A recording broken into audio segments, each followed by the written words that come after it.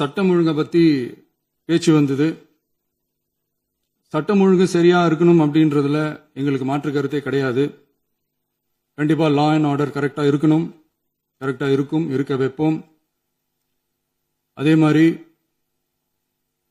பெண்கள் பாதிக்கப்படுறதையும் இங்க யாராலையும் சகிச்சுக்கவே முடியாது. அதுக்கான கடுமையான நடவடிக்கைகள் நம்ம அரசு எடுத்துக்கிட்டு இருக்கிறோம். இந்த சிங்கப்பெண் சிறப்பு அதிரடிப்படை கூட அதுக்கான ஒரு ஃபர்ஸ்ட் ஸ்டெப் தான். அதே மாதிரி இந்த போதைப் பொருள் நடமாட்டம் அதை கண்ட்ரோல் பண்றதுக்கும் நம்ம அரசு கடுமையான நடவடிக்கைகள் எடுத்துக்கிட்டு இருக்கிறோம். அதையும் கண்டினியூ பண்ணி எடுப்போம்.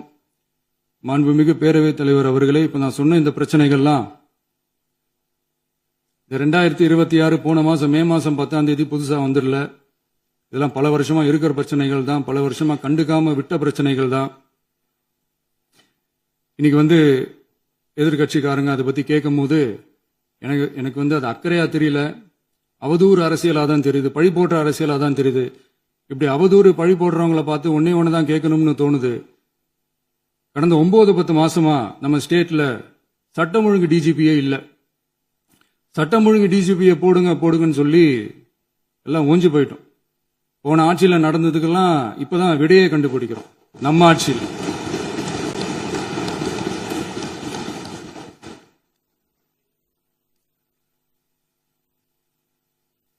இந்த போதைப் பொருள் நடமாட்டம் எல்லாம் தாறுமாற அப்படியே பரவி கொட்டி கிடக்குது. இதெல்லாம் இனிஷியல் ஸ்டேஜ்லயே யார் கண்ட்ரோல் பண்ணிருக்கணும்? போலீஸ் டிபார்ட்மெண்ட் அப்ப யார் கையில இருந்தது? இத்தனை கேள்வி நம்மளை பார்த்து கேட்கறாங்களே, ஒரே ஒரு கேள்விதான் நான் கேட்கணும்னு தோணுது. போலீஸ் டிபார்ட்மெண்ட்டை கையில வச்சுக்கிட்டே பிகினிங்லயே இனிஷியல் ஸ்டேஜ்லயே இந்த போதைப் பொருள் நடமாட்டத்தை ஏன் கண்ட்ரோல் பண்ணல? மனசாட்சி உள்ளவங்க இந்த பிரச்சனையெல்லாம் ஏன் நடக்குதுன்றது அவங்களுக்கே நல்லா தெரியும். இன்னைக்கு சட்டம் ஒழுங்கை பத்தி கேள்வி கேட்க கூடாதா அப்படின்னா தாராளமா கேட்கலாம். இது ஜனநாயக அரசு, மன்னராட்சி எல்லாம் கிடையாது, மனசாட்சி உள்ள மக்களாட்சி.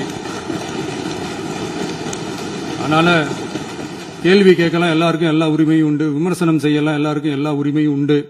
ஆனா நம்ம ஆட்சியில என்ன நடவடிக்கைகள் எடுத்திருக்கோன்றது தெரிஞ்சுக்கிட்டு அதுக்கு ஏற்ற மாதிரி ஒரு நடுநிலையா பேசுனீங்கன்னா கொஞ்சம் நல்லா இருக்கும். சட்டம் ஒழுங்கை பத்தி யாருக்கு என்ன யோசனை இருந்தாலும், மக்கள் நலனுக்காக யாருக்கு என்ன யோசனை இருந்தாலும் அதை தாராளமாக சொல்லலாம். நம்ம அரசு அது காது கொடுத்து கேட்கும். ஆனா நம்ம அரசினுடைய நிர்வாகத்திறன் அதை பத்தி பேசுறவங்களுக்கு இந்த ஊரடிச்சு உலையில போட்டு ஊழல் மேல ஊழலா செஞ்சுக்கிட்டு அதுல இருந்து தப்பிக்கிறதுக்கு பேர் தான் நிர்வாகத்திறன் அப்படின்னு சொன்னா, அப்படிப்பட்ட ஒரு ஊழல் செய்யற நிர்வாகத்திறனை நம்ம அரசு ஒரு நாளும் செய்யாது. பொட்டி பெட்டியா பணத்தை வச்சுக்கிட்டு, பெட்டியை வச்சு எல்லாம் செஞ்சுக்கிட்டு, போதைப் பொருள் பாதுகாவல் கழக மாடல் அரசாங்கம் செஞ்ச ஒவ்வொரு ஊழலா வெளியில வந்துகிட்டு இருக்கு. டாஸ்மாக்ல அது என்னப்பா அது பேரு, பார்ட்டி ஃபண்ட் கட்சி நிதி அப்படின்ற பேர்ல அடிச்ச கொள்ளையெல்லாம் ஒண்ணா இப்போ கவர்மெண்டோட கஜானாவுக்குள்ள கொண்டு சேர்த்துக்கிட்டே இருக்கிறோம்.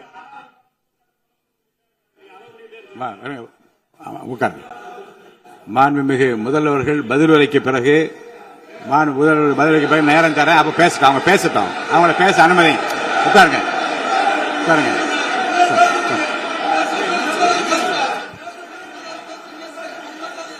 மாண்புமிகு அலோவ் பண்றேன். உட்காருங்க. மாண்பு உறுப்பினர்கள் நீங்க இங்க உட்காருங்க, அமைதியா உட்காரு. நீங்க எல்லாம் உட்காருங்க.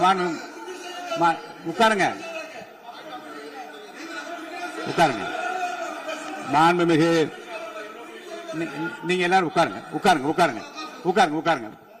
அமைதியா உட்காருங்க. இருங்க, உட்காருங்க. அப்புறம் நீங்க என்ன உட்காருங்க. நான் கொடுக்க உட்காருங்க. நான் பாயிண்ட் ஆஃப் வர கொடுங்க. நான் கொடுக்கறேன். உட்காருங்க.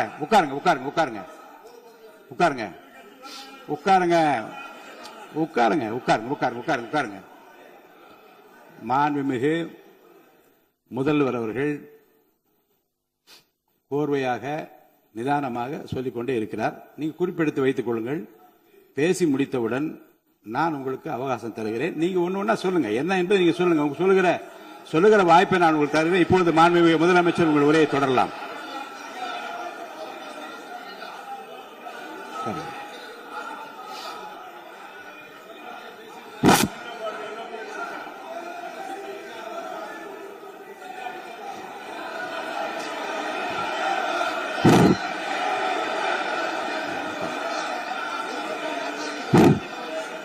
உட்காருங்க.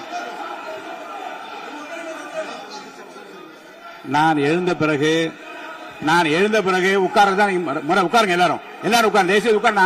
நான் அலோவ் பண்றேன். உட்காருங்க, அமைதியா உட்காருங்க. நான் அலோவ் பண்றேன். அமைதியா உட்காருங்க. அங்க இருந்து குரல் கொடுக்காதீங்க. உட்காருங்க.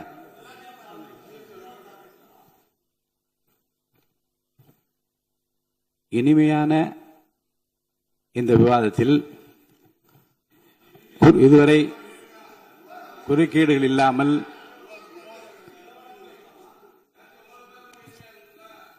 கொஞ்சம் அமைதியா இருங்க. மாண்புமிகு முதல்வர் அவர்கள் பேசி முடித்தவுடன் பாயிண்ட் ஆஃப் ஆர்டர் கேட்டிருக்கீங்க. நான் அனுமதிக்கிறேன்.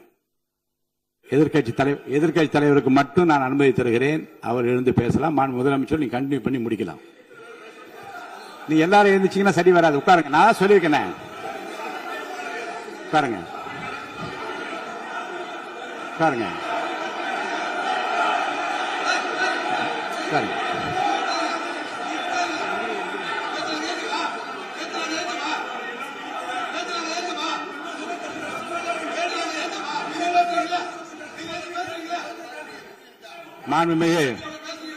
மாண்பு உறுப்பினர் அமைதி காக்க வேண்டும். நேற்று எதிர்க்கட்சி தலைவர் பேசுகிற போதும் அவர் பேசுகிற எல்லாவற்றுக்கும் நான் அனுமதி அளித்தேன்.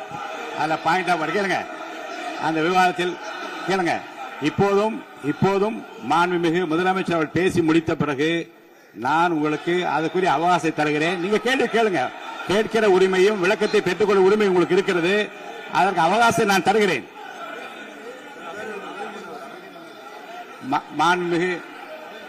மாண்புமிகு உறுப்பினர் அமருங்க. நான் என் தீர்ப்பை சொல்லுகிறேன். மாண்புமிகு முதலமைச்சர் அவர்கள் பேசி முடித்தவுடன் எதிர்க்கட்சி தலைவருக்கு அந்த வாய்ப்பை நான் தருகிறேன். நிச்சயமா அந்த கேள்வி கேட்கலாம். உட்காருங்க எல்லாரும். பேரவை முன்னவர் பேசுங்க. மாண்பு பேரவைத் தலைவர் அவர்களே, இன்று இவர்கள் முயற்சி செய்வது அவர் ஆளுங்கட்சியாக இருக்கின்ற போது நான் சொல்லிடுறேன் பிளீஸ். ஒரே நிமிஷம் நான் சொல்லிடுறேன் பிளீஸ். ஆளும் கட்சியாக இருக்கின்ற போது நீங்கள் சொன்ன ஒரே வார்த்தை, நாங்கள் பேசி முடித்ததற்கு பிறகு குறிப்பிடுத்துவிட்டு நீங்கள் எந்த கேள்வி வேண்டுமானாலும் கேட்கலாம் என்று ஒரு முறையை நீங்கள் பின்பற்றினீர்கள். அதே முறையை இப்போது பின்பற்ற வேண்டும் என்று கேட்டுக்கொள்கிறேன். பள்ளிக்கல்வித்துறை அமைச்சர். மாண்புமிகு பேரவைத் தலைவர் அவர்களே, நேற்றைய தினம் கூட எதிர்க்கட்சி தலைவர் சொன்னதை முழுமையாக கேட்டு இறுதியில் ஒரு வாய்ப்பு தந்தீங்க. அதுவும் இல்லாம இந்த நேரத்தில் நேரலையில் நீங்களும் பாக்குறீங்க. அங்கிருந்து ஒருமையில் விழித்து இந்த பக்கம் இருக்க உறுப்பினர்களை பார்த்து அப்படின்னு ஒருமையில் விழிப்பதை உங்கள் மூலமாக கண்டிக்கிறேன். அந்த வார்த்தையை அவை குறிப்பிலிருந்து நீக்கணும். கண்ணியம் காத்து முதல்வர் முழுமையாக பேசுவதை காத்து கண்ணியம் காத்து இந்த சபைக்கு ஒரு மரபு இருக்கிறது. அதை மூத்த உறுப்பினர்கள் பின்பற்றபடி உங்கள் மூலமாக கேட்டுக்கொள்கிறேன். மாண்புமிகு முதலமைச்சர் அவர்கள் உரையை தொடரலாம். நான் தரேன். நான் உறுதியாக மாண்புமிகு முதலமைச்சர் அவர்கள் பேசி முடித்தவுடன் எதிர்க்கட்சி தலைவருக்கு அந்த வாய்ப்பு தரப்படும் என்பதை உறுதியாக சொல்லிவிட்டேன். இடையிலே குறுக்கீடு செய்யாமல் அந்த பேச்சு முழுமையாக பேசி முடிக்க நீங்கள் அனுமதி வழங்க வேண்டும் என்று கேட்டுக்கொள்கிறேன். அமைதியா உட்காருங்க. அவங்க பேசி முடிக்கட்டும். நீங்க கேளுங்க. நான் என்ன சொல்றேன், கேட்கிற உரிமையும் விளக்கத்தை கேட்டு பெற உரிமை உங்களுக்கு இருக்கிறது. ஆனா இடையிலே குறுக்கீடு செய்யாமல் அதை முடிக்கும்படி நான் கேட்டுக்கொள்கிறேன். மாண்புமிகு முதலமைச்சர் அவர்கள் தொடர்ந்து நீங்க பேசலாம்.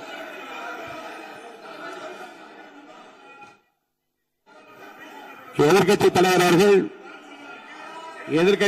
அவர்கள் உங்கள் கட்சியினுடைய உறுப்பினரை அமைதிப்படுத்த வேண்டும் என்று நான் கேட்டுக்கொள்கிறேன்.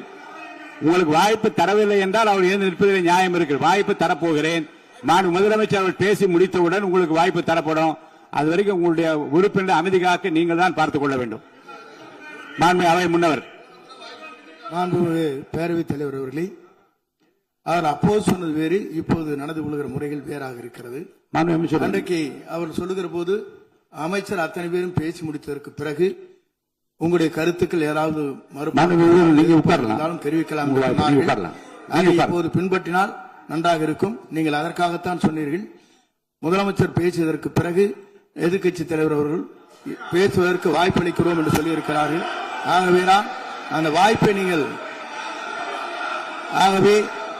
இல்ல அது பதில் சொல்லணும்னு கேட்டிருக்காங்க, பதில் சொல்லணும்னு தான் சொல்லியிருக்காங்க, பதில் சொல்லினா தாங்க பிரச்சனை. இல்ல அப்படி இல்ல. ஆகவே இல்ல நேற்றைய தினம் நீங்கள் அப்படி பேசிக் கொண்டது ஆறாவது இல்ல. நேற்றைய தினம் உங்கள் பேசுகிற போது ஆறாவது குறுக்கிட்டார்களா? நீங்கள் பேசுகிற போது யாருமே குறுக்கிடவில்லை. நீங்க எவ்வளவு பேசினீர்கள், எவ்வளவு வார்த்தைகள் பேசினீர்கள் என்பதெல்லாம் எங்களுக்கு தெரியும். யாருமே அதில் குறுக்கிடவில்லை. இது முதலமைச்சர், எங்கள் முதலமைச்சர் எதிர்க்கட்சி தலைவர் பேசுகிற போது யாரும் குறுக்கிட வேண்டாம் என்று சொன்னார்கள். அதை நாங்கள் பின்பற்றினோம். ஆனால் இன்றைக்கு நீங்கள் பின்பற்றவில்லை என்பதால் வேதனையாக இருக்கிறார். முன்னவர் நேற்று எதிர்க்கட்சி தலைவர் பேசுகிற போது அடுக்கடுக்காக குற்றச்சாட்டுல வைத்தார். இப்போ அதற்குரிய மாண்புமிகு பொதுப்பணித்துறை அமைச்சர் கூட காலையில் அலுவலகத்தை சந்தித்து அவர்கள் சாட்டிய அந்த குற்றச்சாட்டுகளுக்கெல்லாம் ஆதாரங்களை தான் நான் கொண்டு வந்திருக்கிறேன் என்று சொன்னேன். நான் நேற்று அந்த விஷயம் நேற்றோடு முடிந்து விட்டது. ஆதாரங்களை கொடுங்கள். தக்க நேரத்தில் இதை பற்றி சொல்ல வேண்டி நேர்ந்தால் நான் இதெல்லாம் ஆய்வு செய்து உரிய நேரத்தில் அவை குறிப்பில் ஏற்றுவதற்கு முன்பாக அவரிடம் காட்டி அதற்கு பிறகு அதை பற்றி முடிவெடுக்கும் என்று நான் சொன்னேன். இப்போதும் சொல்லுகிறேன், முதலமைச்சர் அவர்கள் பேசிக் கொண்டிருக்கிறார், பேசி முடிக்கட்டும். எதிர்க்கட்சி தலைவருக்கு உறுதியாக நான் வாய்ப்பு தருவேன். அவர் கேள்விகளை முன்வைக்கலாம், விளக்கங்களை பெறலாம். இப்போதைக்கு பேரவைத் தலைவர் என்ற முறையில் என்னுடைய முடிவு இதுதான். அவையில் இருக்கக்கூடிய உறுப்பினர்கள் அமரும்படி நான் கேட்டுக்கொள்கிறேன். நான் முதலமைச்சர் அவர்கள் பேச வேண்டும். இப்போ